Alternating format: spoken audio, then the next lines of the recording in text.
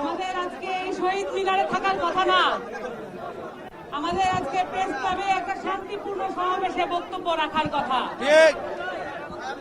এই ইন্টারিম গভর্নমেন্টকে আমাদের দেশের ছাত্ররা, আমাদের দেশের শিক্ষকরা, আমাদের দেশের নানান অংশের পেশাজীবীরা তাদের রক্তের মধ্য দিয়ে তাদেরকে সরকারে বসিয়েছেন। খবর পেলাম তারা নাকি 300 কোটি টাকা কোন মন্ত্রণালয়ে গাড়ি কিনছেন, কিন্তু শিক্ষকদের জন্য বেতন ভাতার জন্য বাড়াতে গেলেই তাদের কাছ থেকে শুনতে হয় সরকারের কাছে টাকা নাই। প্রত্যেক উপদেষ্টা নিজের আখের গুছানোর কাজ করে রেখেছেন এবং আমাদেরকে দুঃখের সাথে লক্ষ্য করতে হচ্ছে এই ইন্টারিম গভর্নমেন্ট, যে গভর্নমেন্টকে এত আশা আকাঙ্ক্ষার মধ্য দিয়ে আমরা প্রতিষ্ঠা করেছি, সেই ইন্টারিম গভর্নমেন্ট আজ মানুষের বিপক্ষে এসে দাঁড়িয়েছে, শিক্ষার বিপক্ষে এসে দাঁড়িয়েছে। কোটা সংস্কার আন্দোলনের পরে গণ অভ্যুত্থান পরিলক্ষিত হয়েছে। তারপরে আমাদের একটা আশা ছিল বাংলাদেশে একটি শিক্ষা কমিশন গঠন করা হবে। বাংলাদেশের শিক্ষা ব্যবস্থা উদ্দেশ্য প্রণোদিতভাবে ধ্বংসের পর্যায়ে নিয়ে যাওয়ার যে চতুরতা শেখ হাসিনা দেখিয়েছে, সেটাকে ঠেকিয়ে দেওয়ার চেষ্টা ইন্টারিম গভর্নমেন্ট করবে। দুঃখের সাথে লক্ষ্য করলাম পুরো দেশটাকে নির্বাচনের দিকে ঠেলে নেওয়া হলো, কিন্তু আমার প্রিয় শিক্ষকদের, আমাদের ছাত্রদের, শিক্ষার্থীদের আশা আকাঙ্ক্ষা পূরণ করার কোন উদ্যোগ নেওয়া হলো না। যেই সরকারি ক্ষমতায় আসার চেষ্টা করুক না কেন, সেই সরকারকেই শিক্ষা কমিশন গঠন করে তদুপরি সকল তদন্ত সম্পন্ন করে বাংলাদেশের শিক্ষা ব্যবস্থা কারা এই পর্যায়ে নিয়ে এসেছে তাদের বিরুদ্ধে আইনানুগ ব্যবস্থা গ্রহণ করতে হবে।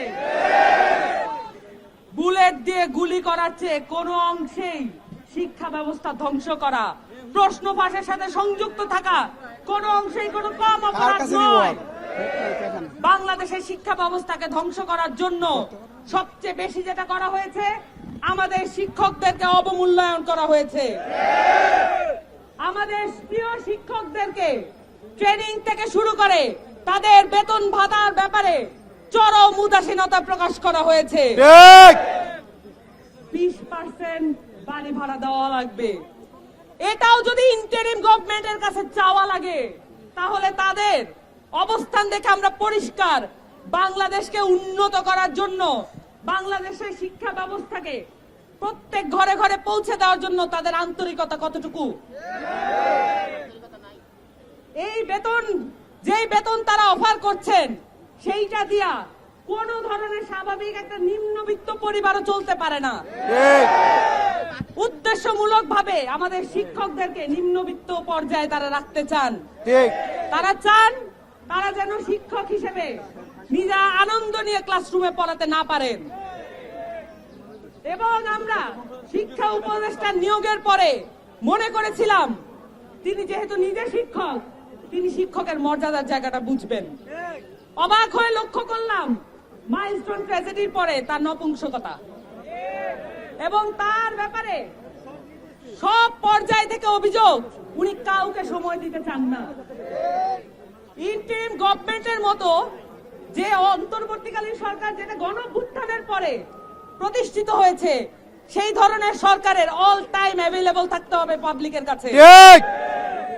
কিন্তু তারা নিজেদেরকে খুব বড় কিছু মনে করেন, হয়তো তারা খুব বড় কিছু কামিয়েছেন, এই জন্য তারা আমাদের এই প্রান্তিক শিক্ষকদেরকে মূল্যায়ন করতে কোনোভাবেই রাজি করেন না এবং এমপিওভুক্ত শিক্ষকদেরকে জাতীয়করণ করার বিষয়েও তাদের সাথে কথা বলা তো দূরের কথা, আমরা বাড়ি ভাড়া আর তাদের মেডিকেল যে ফি সেইটা বাড়ানোর ক্ষেত্রেও আমরা দেখি তাদের সাথে যোগাযোগ করা যাচ্ছে না। এবং সেই দাবি জানাতে আসলে 3 জনকে আহত করে ঢাকা মেডিকেল পর্যন্ত পাঠানো হয়েছে। গণঅভ্যুত্থানের পরে, ইনকিলাবের পরে আমরা এই ধরনের চিত্র দেখতে চাই নাই। আমরা এনসিপির পক্ষ থেকে সব সময় যৌক্তিক দাবির পক্ষে দাঁড়িয়েছি, আপনারা দেখেছেন সেটা। বিশেষত শিক্ষা ব্যবস্থা নিয়ে এনসিপি সব সময় কাজ করবে, শিক্ষকদের পক্ষে দাঁড়াবে, এটা আমাদের প্রতিজ্ঞা। আপনারা দেখেছেন আপনাদের সাথে সংহতি জানাতে রাজনৈতিক দল হিসেবে কারা কারা আসছে এবং তাদের কমিটমেন্ট কি নির্বাচনের প্রতি না শিক্ষার প্রতি না বাংলাদেশের মানুষের সমস্যার প্রতি, সেটা আপনারা প্রত্যক্ষ করছেন। বাংলাদেশের মানুষ সামনে নির্বাচনে নিশ্চয়ই ভোট দেওয়ার সময় এগুলো মনে রাখবে। আপনাদের সকলকে আপনাদের দাবিতে অবিচল থাকার অনুরোধ করছি এবং সেই সাথে জাতীয় নাগরিক পার্টি এনসিপি সবসময় শিক্ষার যৌক্তিক দাবির পক্ষে থাকবে, এই প্রতিজ্ঞা আমরা ব্যক্ত করছি এবং আপনাদের সাথে এই দাবির প্রতি আমরা সংহতি জানাচ্ছি। আসসালামু আলাইকুম।